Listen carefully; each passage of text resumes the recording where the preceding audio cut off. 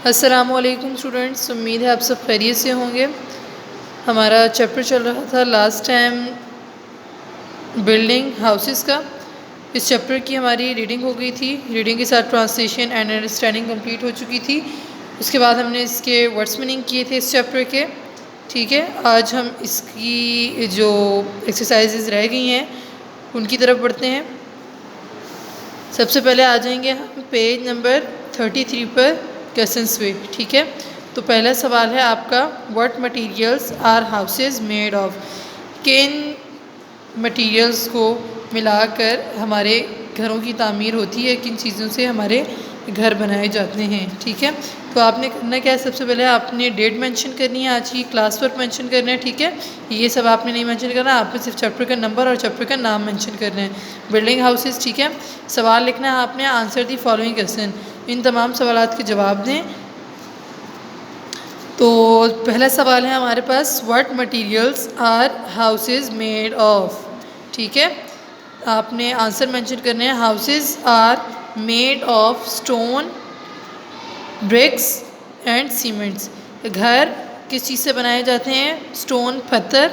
ठीक है, and BRICS ईंटों से, एंड सीमेंट्स। ये देखें, ये तमाम आपको यहाँ पर ऑब्जेक्ट्स दिए हुए हैं जिनसे मिलकर घरों की तामीर मुकम्मल होती है। Stones, cement, BRICS.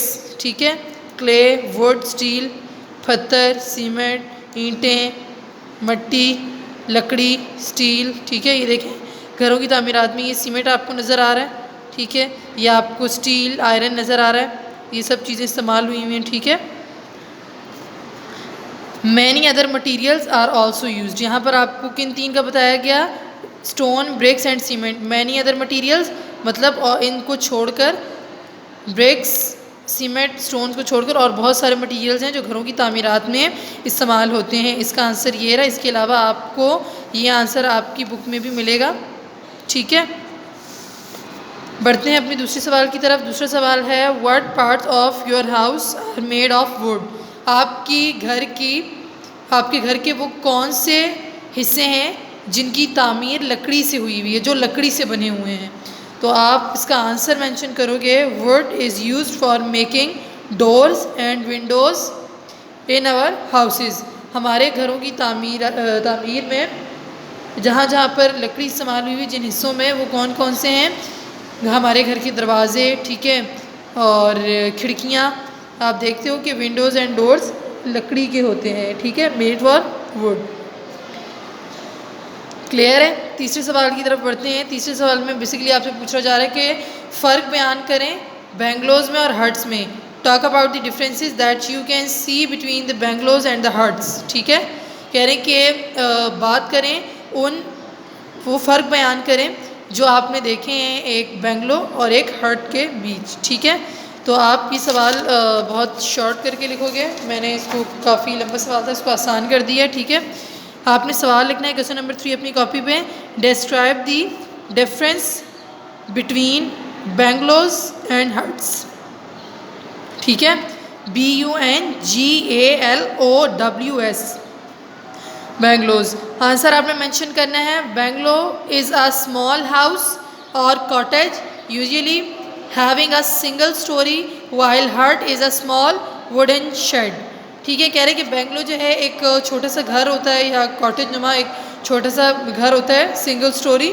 और जबकि हट की बात करें तो वो एक लकड़ी का बना हुआ एक छोटा सा सिराएगा होता है। ठीक है, अगर आपको मैं बेंगलो और हट दिखाऊं तो आपकी बुक में ये मेंशन है, ये देखो, ये डबल स्टोरी हाउस है। यहाँ पर सिंगल स्टोरी की बात कर रहे थे, आपकी जवाब में मैंने जो मेंशन किया। ठीक है, ये एक बेंगलो है और ये हट है, तो डिफरेंस नज़र आ रहा है आपको। ठीक है, तो यही बात आपने इस सवाल के जवाब में लिखनी है। ये 3 सवाल आज आपका क्लास वर्क हैं। सफाई से अपना काम जो है चैप्टर का मुकम्मल करें। वर्ड्स मीनिंग हो चुके हैं, ये तीनों सवाल करें। डेट और क्लास वर्क लाजमी मेंशन कीजिएगा। और इसके साथ ही आपका ये चैप्टर जो है कंप्लीट होता है। इसकी एक एक्सरसाइज है, पेज नंबर 34 पे आप डायरी में लिखोगे, अपनी डायरी है आपकी आज की, do page number 34 exercise A. ठीक है, इस पे 2 एक्सरसाइज हैं, exercise A and exercise B. तो आपने जस्ट एक्सरसाइज ए करनी है, ये मैं आपको अभी बुक पे सॉल्व करवा रही हूँ। घर से जो है आप में से अपनी बुक पे राइट करना है, कॉपी पे ये काम नहीं करना है, ये काम आपने जस्ट बुक पे करना है। कॉपी पे आपकी इस चैप्टर की सिर्फ वर्ड्स मीनिंग और क्वेश्चन आंसर होंगे। क्लियर है? ये जब आप आएंगे तो मैं आपकी चेकिंग जब करूँगी मंडे एंड ट्यूसडे को, तो ये बुक पे ही इसकी चेकिंग होगी। क्लियर है? सवाल एक्सरसाइज क्या है आपका जो वर्क पेज है, try to answer this question about your house. कह रहे हैं कि अपने घर से मुतल्लिक की जो आपको टाइम लाइन दी हुई है इसको कंप्लीट करें। अब आपको बताना है कि व्हेन वाज इट्स बिल्ट। ठीक है, आपका घर कब तामीर हुआ था। मैंने यहाँ पे फॉर एग्जांपल आज से 20 साल पहले 2001।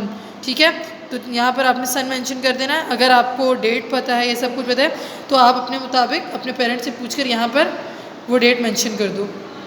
क्लियर है? उसके बाद सेकंड सवाल आपसे कर रहे हैं कि how many rooms does it have. कह रहे हैं कि उसमें कितने कमरे हैं घर में। मैंने यहाँ पर लिख दिया 4 रूम्स। आपके घर में जितने रूम्स हैं आप लिख दो। क्वेश्चन नंबर 3 है how many people live there, और उस घर में कितने लोग रहते हैं। मैंने लिखा है 7 पीपल्स। आपके घर में जितने लोग रहते हैं आप मेंशन कर दो। क्वेश्चन नंबर 4 है does it have a garden. क्या आपके घर में गार्डन है, बागीचा है घर में। देन मैंने तो लिखा है नो, क्योंकि मेरे घर में नहीं है, आपके घर में तो आप लिख दो यस। क्लियर है? फिर उसके बाद है question number 5 where are the cars park. Car कहाँ पर पार्क करते हैं। ठीक है, पोर्च। घर में एंटर होती है सामने एक अहाता बना हुआ होता है, बरामदा। ठीक है, वहाँ पर कार वगैरह ये गाड़ियाँ खड़ी की जाती हैं। तो आपने ये टाइम लाइन अपनी कंप्लीट करनी है, इस तरह अपनी इन्फॉर्मेशन लिखनी है अपने घर की। ठीक है, अबाउट योर हाउस। क्लियर है? तो ये आपका होमवर्क है, ये आपने एक्सरसाइज बुक पे ही कंप्लीट करनी है। सवाल जवाब आपने कॉपी में करने हैं। इसके साथ ही हमारा ये चैप्टर कंप्लीट होता है। अपना बहुत सारा ख्याल रखिएगा, अच्छे बच्चों की तरह अपना काम मुकम्मल कर लें। अल्लाह हाफिज़।